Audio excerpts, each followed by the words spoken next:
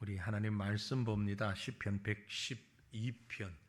시편을 본 게 지금 한 몇 주 됩니다. 그죠? 이런저런 이유로 또 부활주일도 있을 거예요.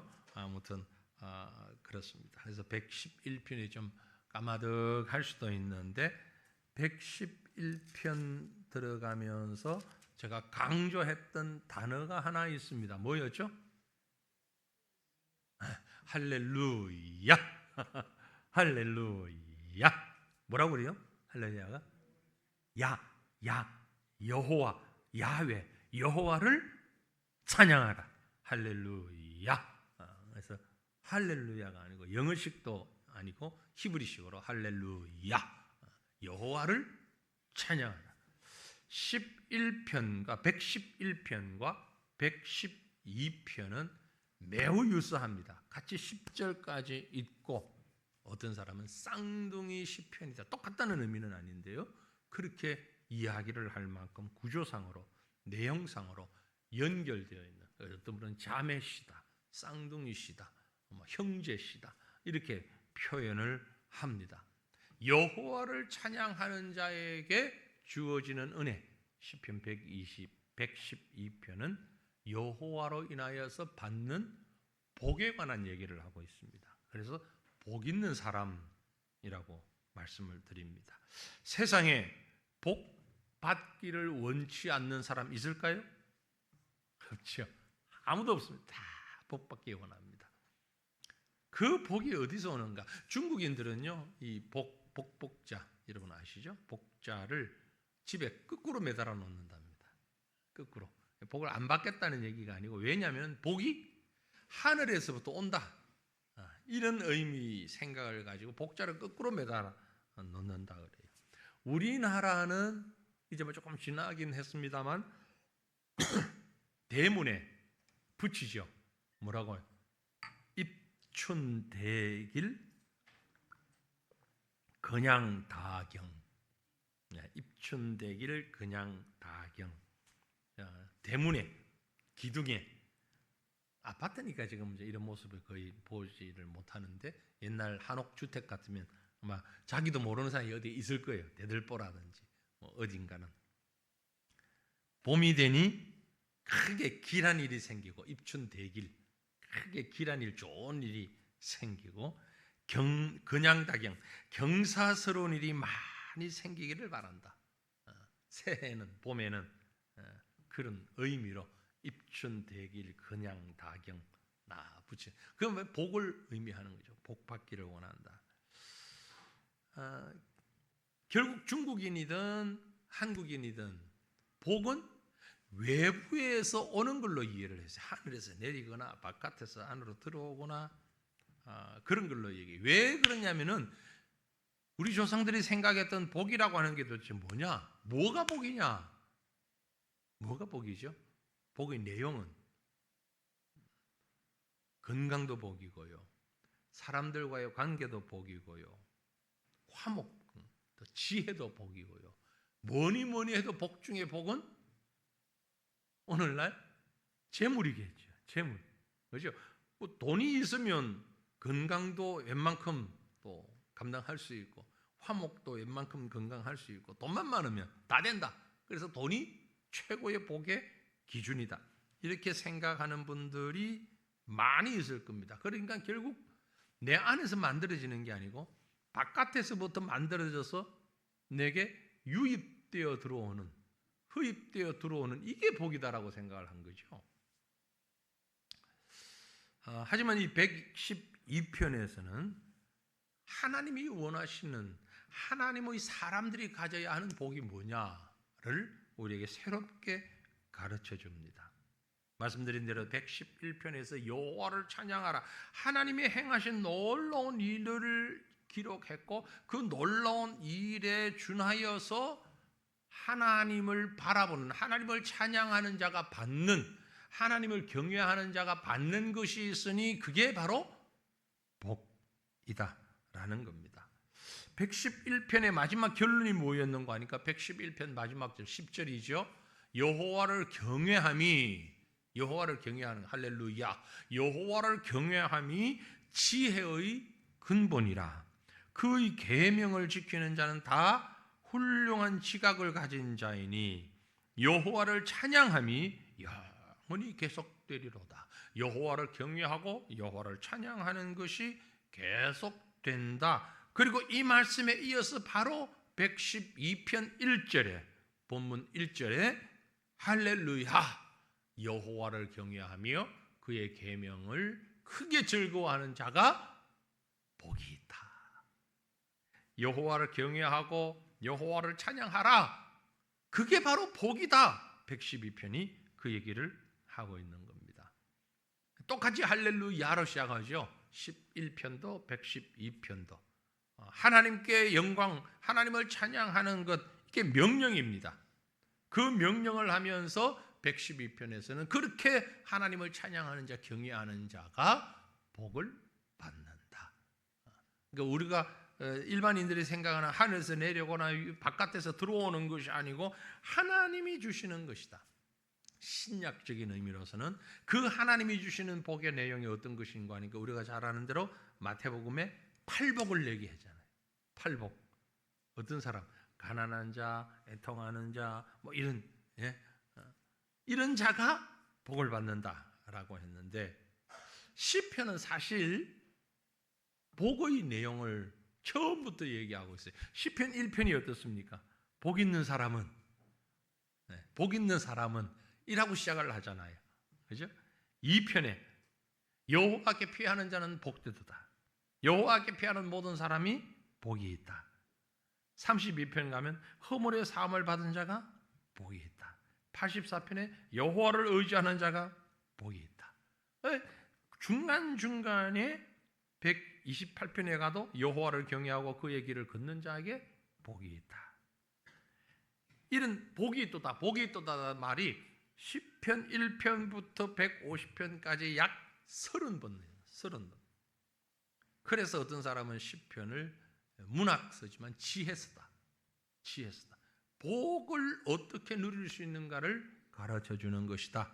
이렇게 말을 하고 있는 겁니다. 자, 그러면 112편에서 얘기하는 복된 사람 어떤 사람이냐? 111편의 내용을 좀 더 해석하면서 어떤 사람이 복 있는 사람인가를 말하는데 먼저 여호와를 경외하고 즐겁게 믿는 사람, 그가 복 있는 사람이다. 1절을 다시 봅니다. 금방 읽었던 1절. 할렐루야 여호와를 경외하며 그의 계명을 크게 즐거워하는 자가 복이 있도다. 이게 두 가지를 얘기합니다. 하나는 여호와를 경외하는 자, 또 하나는 그의 계명을 크게 즐거워하는 자. 누가 복이 있냐? 돈 많은 사람, 건강한 사람 아니다 이 말이야. 여호와를 경외하는 사람이 복이 있다. 경외라는 말은 무슨 말입니까? 여기는 fears 어떤 곳에서는 두려워한다 뭐 이런 의미도 있지만 경외라는 말은 respect, 그렇죠? respect, 존경한다.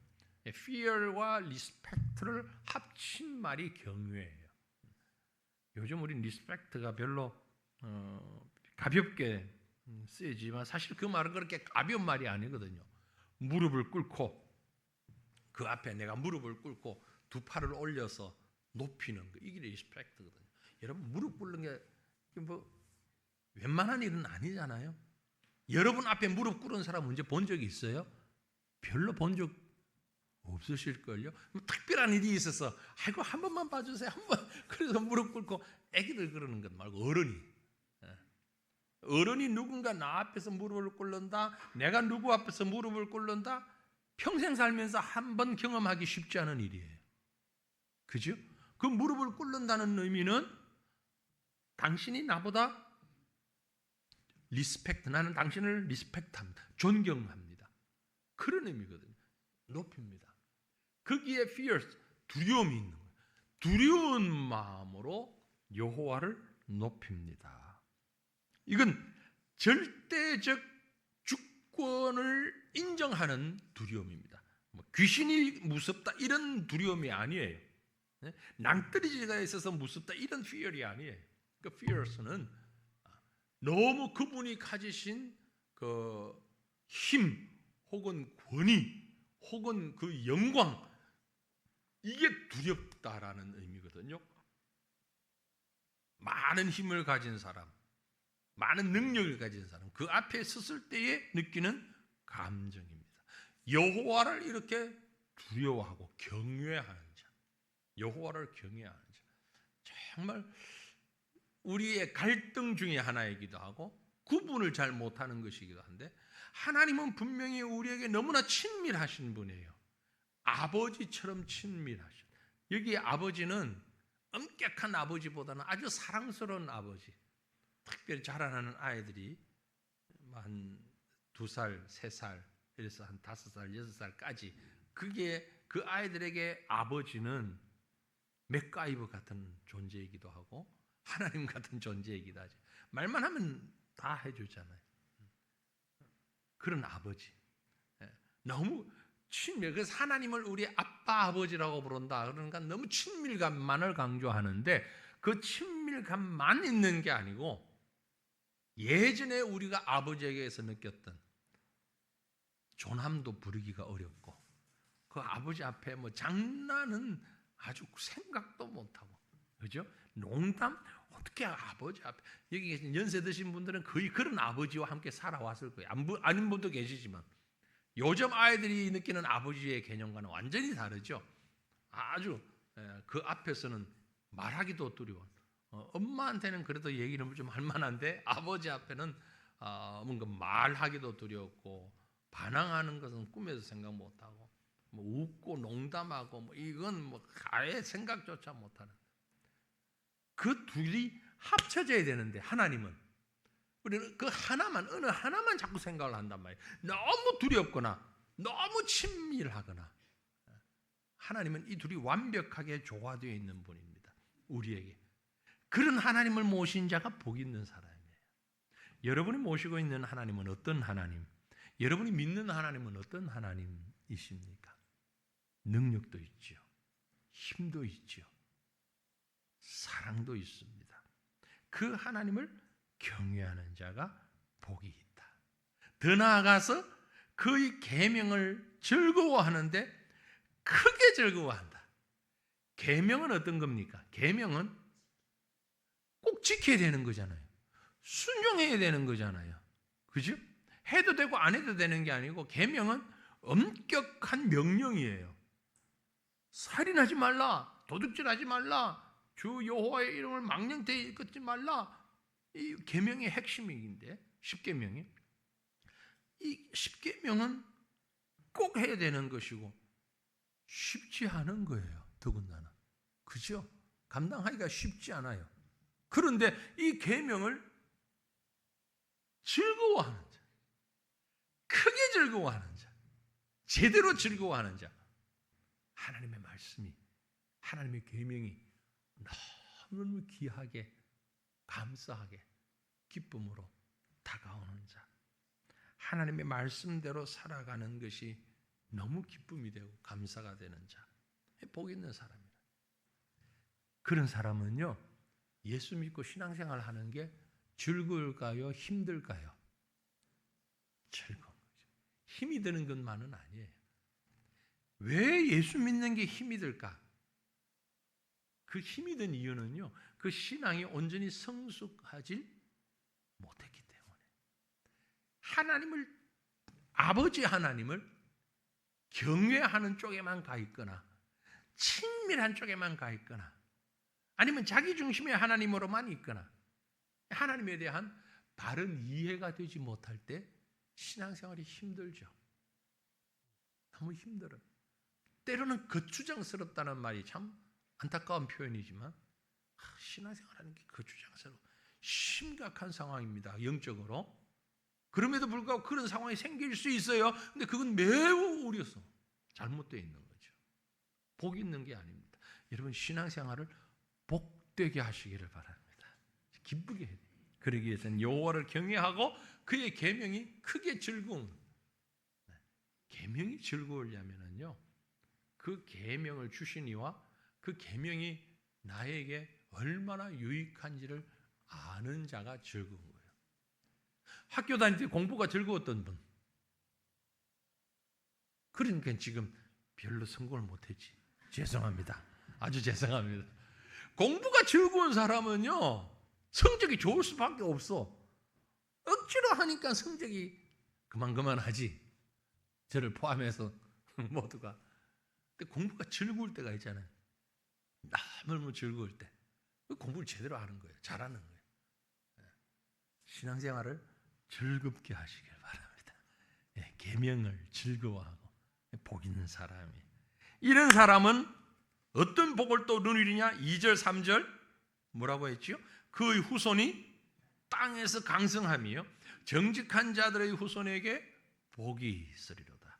부와 재물이 그의 집에 있으며 그의 공의가 영구히 서 있으리로다. 여기 다 있어요. 무슨 복이 있습니까? 신앙생활이 즐거운 사람에게, 여호와를 경외하는 사람에게 자손의 축복, 경제적 축복. 후손이 땅에서 강성합니다. 자손이 잘 된단 말이에요. 여러분의 손주 가운데 대통령 나온다 이 말이야. 대통령이 눈에 번쩍 떠요. 여러분 손자 가운데 노벨상 수상자가 나온다 이 말. 네. 얼마나 멋져요. 네, 멋지지. 우리 후손들 가운데 그런 자녀들이 나오면, 네. 그걸 다 상 받으면서 이 모든 영광을 하나님께 돌립니다. 우리 할아버지가 우리 할머니가 저를 위해서 기도해 주셔가지고 세과천교회 예배당에 앉아서 기도하시는 걸 제가 뒤에서 봤는데, 그래서 제가 노벨상을 받았습니다. 얼마나 영광스러워요. 우리 후손들에게서 그런 강성함이 나오고, 뿐만이 아니고 부와 재물이 이것도 있으면 좋죠. 좋은 부, 좋은 재물. 네? 지금도 그렇지만 고대에 부, 이 재물, 이건 하나님이 주신 직접적인 복으로 사람들이 이해를 했어요. 그러나 사실 재물이 많은 게 복된 것만은 아닙니다. 그렇죠? 때로는 많은 재물 때문에 힘들고 불편할 때가 많이 있어요. 그렇죠? 요즘은 또 현금을 많이 가지고 다니지는 않습니다만은 가끔 그래도 어쩔 수 없이 현금을 가지고 다녀야 될 때가 있는데, 만약 지금 여러분 호주머니에 얼마를 가지고 계신지 모르겠습니다만 1억짜리 수표 가지고 계신 분 있습니까? 1억짜리 수표를 호주머니에 넣고 있는 분은 지금 이렇게 가만히 앉아있질 못해. 불안해가 벌써 눈빛이 다를 거야.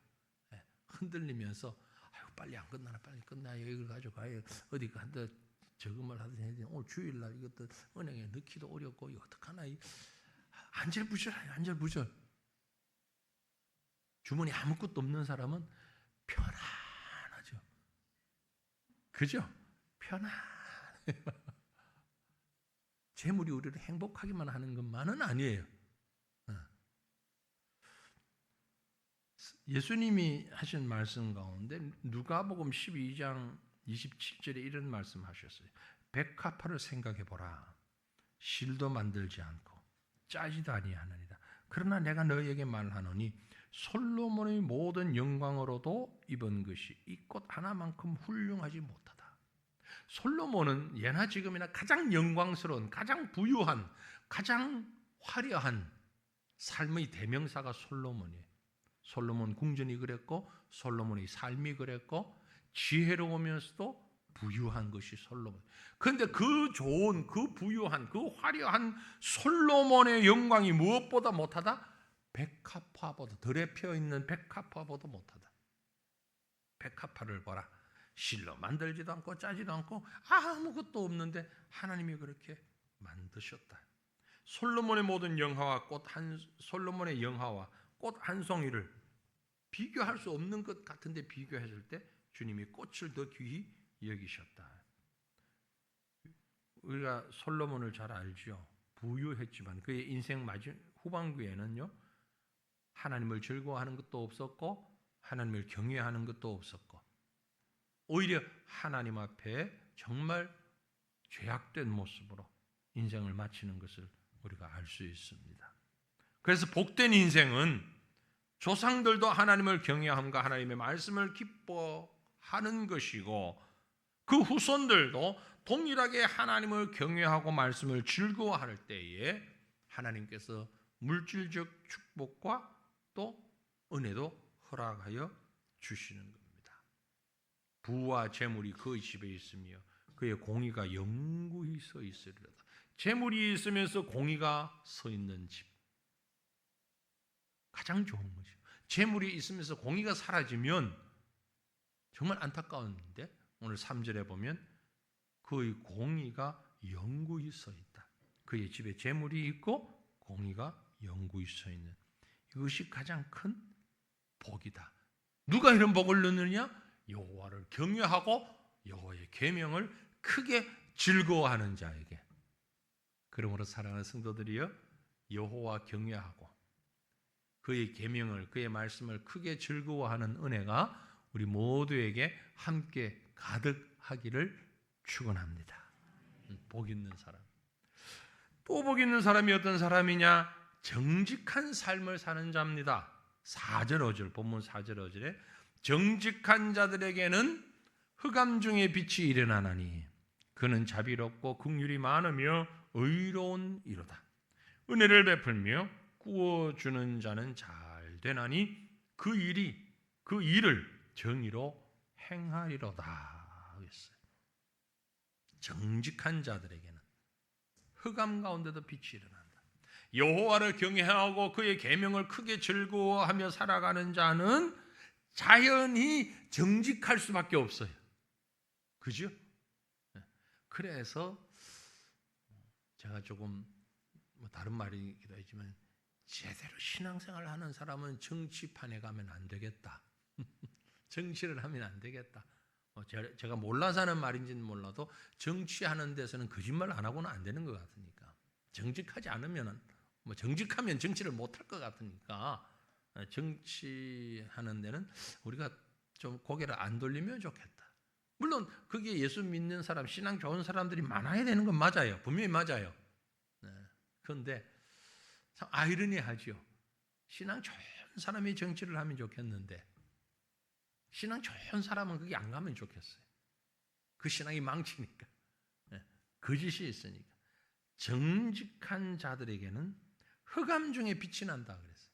아무리 흑암이 있어도 그 속에서 빛이 나는 거예요. 하나님의 말씀을 즐거워하고 하나님을 경외하는 자는 정직할 수밖에 없어요. 그래서 어쩌다가 흑암 가운데 있어도 빛이 난다. 확 눈에 띈다. 드러난다. 여기서 시인이 얘기하는 건요, 우리가 사는, 의인이 살고 있는 곳에도 흑암은 있다는 거예요. 어디든지 죄는 있으니까. 인간이 있는 곳에 죄는 있어요. 심지어 교회 안에도 죄가 있죠. 죄가 있죠. 우리가 신학교 다닐 때 참 두려운 마음으로 가르침을 받았던 것이, 기도할 때도 사탄 마귀는 역사한다, 움직인다. 설교를 할 때도, 말씀을 가르칠 때도 사탄 마귀는 거기에서도 움직이고 역사한다.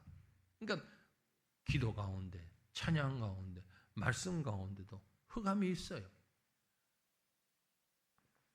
그 흑암 가운데 참된 정직은 빛을 드러내는, 빛을 드러내는. 욥을 보세요. 욥이 살고 있던 세상이 이상적인 세상이 아니었습니다. 믿음의 사람, 의인 욥이지만 하루 만에 모든 걸 다 잃어버렸잖아요. 재산도 잃고 자녀도 잃고 건강도 잃고 다 잃어버렸잖아요. 그 사는 세상이 흑암 가운데 있던 세상이었다. 그럼에도 불구하고 욥은 빛이 났습니다. 믿음이 흑암 가운데 빛이 난다라는 거죠. 그러나 본문에서 얘기하는 흑암 가운데 나타나는 빛은 바로 하나님. 미가서 7장 8절에 이런 말씀이 있습니다. 나의 대적이여, 나로 말미암아 기뻐하지 말지어다. 나는 엎드러질지라도 일어날 것이요, 어두운 데 앉을지라도 여호와께서 나의 빛이 되실 것이미로다. 하나님이 나의 빛이시다. 하나님이 빛이시다. 하나님이 빛을 주시기도 하시지만 하나님 자신이 빛입니다. 그러므로 하나님과 함께 있을 때 어둠이 물러가는 거예요. 정직한 자는 하나님과 함께 거하는 자요, 이 사람이 복 있는 사람이에요. 어디에서든지 빛을 발할 수 있는, 어디에서든지 정직을 발할 수 있는 사람, 정말 복 있는 사람. 여러분 누가 복 있습니까? 거짓을 가까이 하지 않아도 살아가는데 아무 문제가 없는 사람은 참 복된 사람이에요. 그죠? 거짓을 전혀 가까이 하지 않아도, 어두움을 전혀 가까이 하지 않아도 살아갈 수 있는 사람. 어쩌면 우리 주변이 이런 곳이 참 드뭅니다. 아무리 그래도 사람들이 모이는 곳에는 권모, 술수가 있고 거짓이 있고 외식이 있고 이랬는데, 그런 아무것도 없는, 다 터놓고 있을 수 있는 것, 거리낌이 없는 것, 죄의 거리낌도 없고 어떤 인격적인 거리낌도 없는 것. 여러분 혹시 친구나 가까운 사람 가운데 그런 사람이 있으면 정말 감사하시길 바랍니다. 누군가를 만났는데 너무 편안한 사람이 있죠. 언제나 어디서나 만나도 너무 편안한, 왜? 할 말 못할 말 다 해도 되는 사람. 그런 친구 있습니까? 최고의 친구예요. 뭐 많이 주고 많이 받고 이게 문제가 아니에요. 무슨 말을 해도 그저 편안하게 얘기하고 그걸로 끝낼 수 있는 사람. 내가 얘기를 한참 하고 돌아섰는데 내가 한 말이 잘못한 말일까? 저 사람이 이 말 가지고 오해를 하면 어떡하지? 이 말을 다른 사람에게 옮기면 어떡하지? 이 말이 퍼져나가면 어떡하지? 이렇게 걱정되는 사람 말고, 그런 걱정이 전혀 없는, 누군가를 만나서 2시간이고 3시간이고 얘기를 했는데 마음이 편안한 상대, 그런 사람이 많기를 바랍니다. 그런 사람이 어디 있습니까? 드물어요. 잘 없어요. 하나님 앞에 나와서 마음을 다 터놓고 얘기하는데 속이 시원해지는 사람, 진정으로 여호와를 경외하는 자요, 진정으로 그의 계명을 즐거워하는 자인 겁니다. 더 나아가서 6절 말씀 봅니다. 그는 영원히 흔들리지 아니하며 의인은 영원히 기억되리로다. 하나님의 은혜를 받고 하나님의 사랑을 받은 정직한 자는 흔들리지 않는 사람. 흔들리지 않는 사람. 조금만 상황이 바뀌어도 흔들리는. 우리가 한번 자신을 곰곰이 돌아보세요. 말 한마디에 내 감정이 얼마나 많이 흔들리는지. 참 멋쩍을 때가 있죠. 말 한마디에 내 감정이 엄청 흔들렸는데 조금 지나가 보니까 그 말이 가짜 뉴스였다. 그때 돌아온 우리의 감정이 얼마나 스스로 부끄럽고 멋쩍을 때가 있습니까? 근데 사실 우리는 그래요. 주어진 환경에 너무 쉽게 흔들립니다. 하지만 의인은 흔들리지 아니하고 영원히 기억돼요. 여호와를 경외하기 때문에. 여호와를. 욥에게는 재앙이 닥쳤다는 소식이 흔들릴 수 있는 상황이죠. 환경이죠. 아침의 말씀 가운데 다윗을 비방했던 사람, 그 비방의 소리가 흔들리는 상황이죠. 그러나 의인은 그 상황 가운데서도 흔들리지 아니하는, 왜? 하나님을 보기 때문에, 하나님의 말씀을 의지하기 때문에. 이 사람이 복된 사람이다. 그 사람은요, 하나님이 주시는 보상을 받습니다. 이런 의인은 보상을 받아요. 그의 앞에 우리 111편 4절에 그의 기적을 사람이 기억하게 하셨으니 여호와는 은혜로우시고 자비로우시도다. 의인의 믿음도 하나님이 기억하신다라는 겁니다.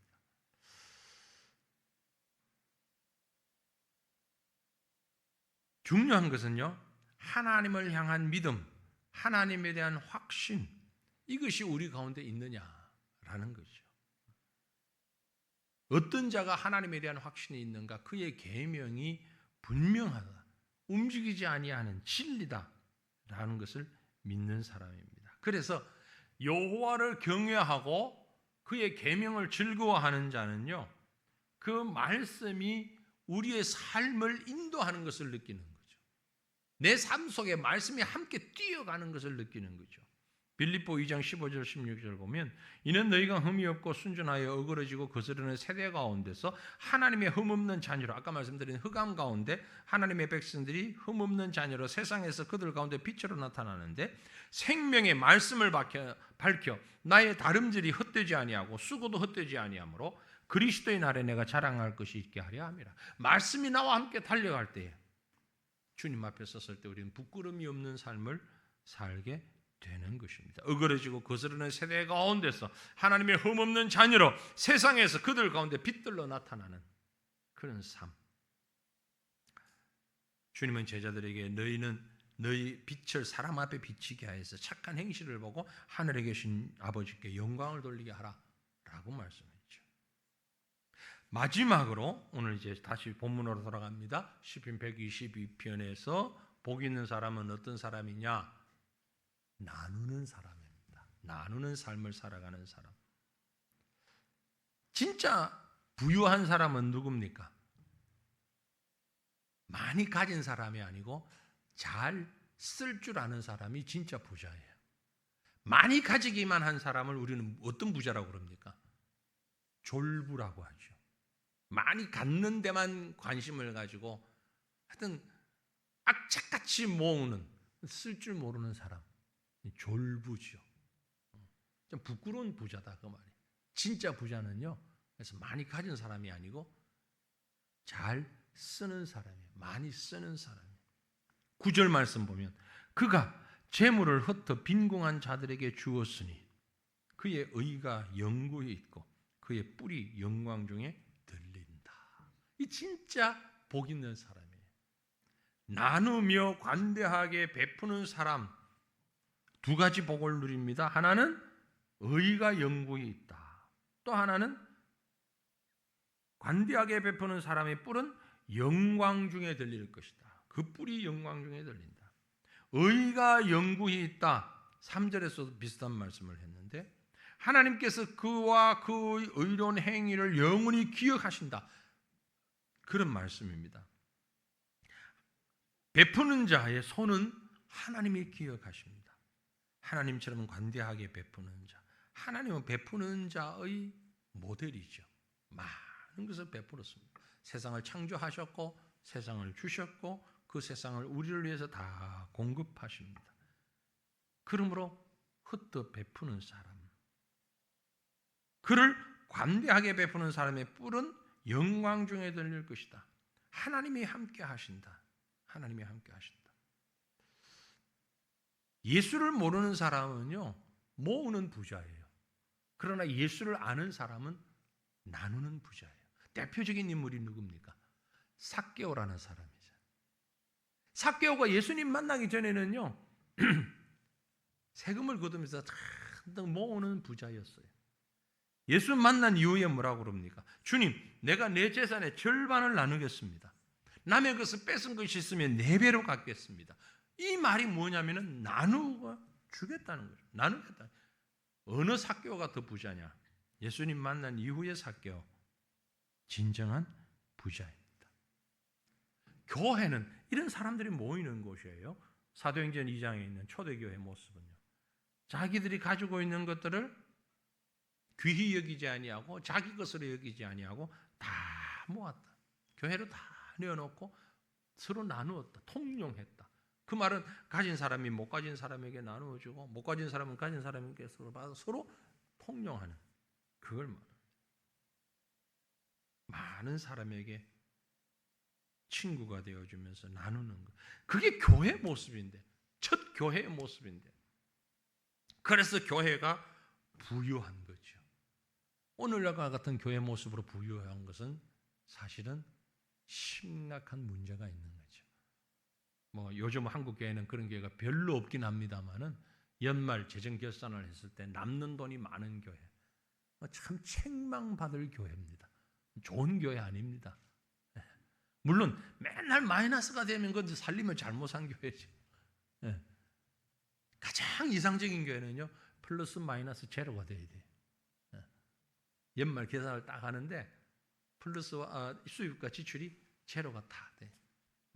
물론 뭐 우리처럼 부채를 갚아야 되는 데는 모아가지고 부채 갚아야 되죠. 그런 특별한 경우를 제외하고 전체적으로 봤을 때 하나님이 주신 것을 다 쓸 수 있는 게, 나눌 수 있는 게, 왜 그게 지금 남아 있습니까? 얼마든지 쓸 수 있는데 선교와 구제와 전도를 위해서 다 쓸 수 있잖아요. 남았다는 얘기는 그렇게 열심을 내지 못했다는 거잖아요. 그죠? 교회만 그렇습니까? 우리 가정도 마찬가지. 여러분 인생을 한번 이렇게 쭉 결산을 한번 내보시면 좋겠어요. 물론 인생이 아직 끝난 것 아닙니다. 그러나 지금 이 순간에서 나는 참 플러스가 많다. 내가 살아온 인생에서 지금 내가 후손들에게 줄 게 너무 많다.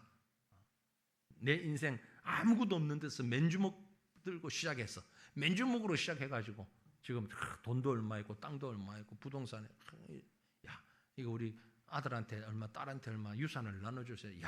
나는 유산 한 푼도 못 받았는데 나는 우리 자녀들에게 이런 유산 물려줄 수 있으니까 참 난 성공한 인생이다. 과연 성공했을까요? 아니에요. 여러분 인생의 대차 대접해도 수입 지출해서 제로 나오면 참 좋을 것 같아요. 물론 이빨 딱 맞추기가 쉽지 않아요. 그게 쉬운 건 아닙니다만은 그러나 제로가 되면 좋겠어요. 그래서 정말 믿음 좋은 분들이 그런 운동을 많이 하죠. 내가 제로 만들 수 없으니까 내 사후에 교회가 제로를 만들어 달라. 내가 가진 거 다 내 살아있을 때 이렇게 쓰고 혹 정리 못하고 하는 게 있으면 교회가 대신해서 다 정리해 달라. 교회가 정리하면 그거 가지고 뭐 다른 거 하겠어요? 선교하고 전도하는 일에 쓰는 거죠.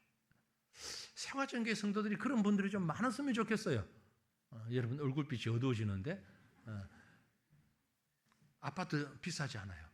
물론 자녀들에게 줄 건 줘야 되겠죠. 그러나 다 주지 말고 다 주면 자녀 망하니까 꼭 필요한 부분만 주고 나머지는 방글라데시에 쓰든 일본에 쓰든 그것만 알아서 할 거고 저도 뭐 다음 오시는 목사님이 어떻게 하겠지만 교회가 의논해가지고 교회가 함께 마음을 모아서 쓸 수 있도록 내 남은 재산은 내가 얼마 남겨놓고 갈지 모르겠지만 내 사는 데까지 살고 남은 재산은 선교하는 데 바치겠습니다. 이렇게 좀 성숙한 성도들 하나님 앞에 갔을 때 너 뭐 하다 왔냐? 내 재산 제로로 만들어 놓고 왔습니다. 하나님 앞에 자랑될 것 같아요. 그게 바로 나누는 사람, 베푸는 사람. 꼭 교회를 통해서만 되는 것은 또 아니에요. 그죠? 여러 가지 방법이 있겠지요. 어쨌든 많은 방법을 통하여서 자녀들에게 주더라도 그런 유언 좀 남기면 좋겠어. 우리 자녀한테 내가 너한테 유산 얼마나 준다. 이 중에 10분의 1은 너를 위해서 쓰고 10분의 9는 사회를 위해서 쓰다. 그러니까 자녀에게 줘요. 얼마나 멋져. 안 멋져요. 그럼 우리 아들, 딸이 그렇게 안 할 것 같아요? 거꾸로 10분의 9는 지를 위해서 쓰고 10분의 1만 세상에 내놓을 것 같아요? 그런 자녀 같으면 아예 주지 말고 그렇지 않은 자녀 같으면 말없이 그만 엄청난 재산 물려주지 마시고 그게 나누는 거예요. 나누는 거. 여러 가지 방법이 있겠죠. 제가 언급하지 않은 수많은 방법이 있습니다. 그 많은 방법을 통해서 나누며 베푸는 자. 이게 바로 복 있는 사람이에요. 이런 복 있는 사람과 아닌 사람을 대조하면서 본문은 마지막 결론을 맺습니다. 10절에 악인은 이를 보고 한탄하여 이를 갈며 소멸될 것이다. 악인들의 욕망은 사라지리로다. 쉽게 표현하면 금방 제가 우리가 가지고 있는 재산을 다 나눈다 했는데 악한 자가 그걸 보고 탐을 내고 있다가 침을 흘리고 있다가 그렇게 믿음의 모습으로 나누는 걸 보고 아깝다. 내가 가졌으면 좋았을 걸 하고 한탄할 수 있겠죠. 그러나 그 악인은 어떻게 된다? 혼자 억울해하다가 일을 간다는 혼자 억울해하다가 소멸되고 없어진다. 사라지고 악인들의 욕망도 사라지는 거예요. 악인은 한탄하고 절망하는 게 악인의 모습입니다. 우리의 모습이 이렇게 되지 않기를 원합니다. 그거 아깝다. 그거 나한테 줬으면 내가 뭐도 하고 할 텐데 하나님의 나라를 위해서 다 흩어버릴 수 있는 자. 우리 주님께서 나눔의 최고봉이셨죠. 그죠? 우리 주님은 뭘 나눴습니까? 자기 생명을 나눴어요. 독생자를 우리에게 주셨잖아요. 그건 자기 생명을 우리에게 주신 거예요. 예수님은 이 땅에 오셔서 뭘 나누셨습니까? 자기 몸을 나누셨습니다. 살과 피를 우리를 위해서 흘리셨어요. 이게 신앙이에요. 이게 십자가예요. 근데 그 나눔을 실천하는 것을 너무너무 힘들어하고 어려워하는 것이 연약한 우리의 모습이죠. 진정한 복은 그렇게 나눌 수 있는, 다 흩을 수 있는 자, 진정으로 여호와를 경외하는 자고 여호와의 계명을 크게 즐거워하는 자의 모습이 바로 그렇게 다 흩어 나눌 수 있는 자의 모습이다라는 거죠. 여러분, 그러므로 결론적으로 복 주시는 여호와를 경외할 수 있기를 바랍니다. 여호와를 경외하는 삶이 정말 복된 삶인 것을 깨닫고 육체적 만족, 육체적 쾌락, 그 찰나적인 복이 아니라 영원하고 온전한 하나님의 계명과 말씀과 나눔과 은혜로 가득한 영적 복을 누릴 수 있는 진정으로 복된 사람, 복 있는 사람의 삶을 누리는 저와 여러분 되시기를 우리 주님의 이름으로 축원합니다. 함께 우리 기도합니다. 가장 복 있는 사람이 어떤 사람인가를 말씀